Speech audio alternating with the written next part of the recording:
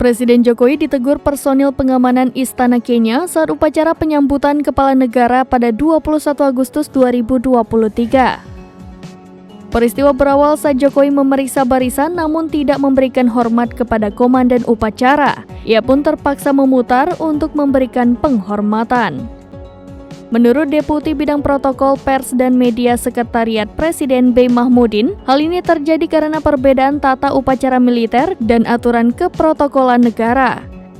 Keprotokolan negara Kenya tidak menginformasikan terkait hal tersebut sehingga langkah Jokowi kebablasan. Setelahnya Jokowi melakukan pertemuan tatap muka dengan Presiden William Ruto dan menyepakati perjanjian bilateral di Credential Hall. Turut mendampingi Presiden yakni Menteri Koordinator Bidang Kemaritiman dan Investasi Luhut Binsar Panjaitan, Menteri Luar Negeri Retno Marsudi, dan pejabat istana lainnya.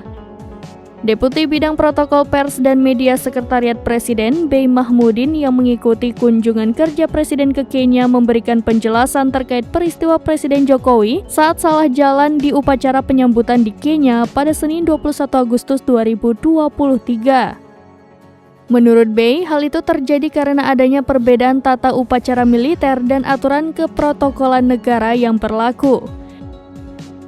B juga menjelaskan bahwa mereka tidak mendapatkan informasi terkait aturan TUM dan aturan keprotokolan di negara tersebut.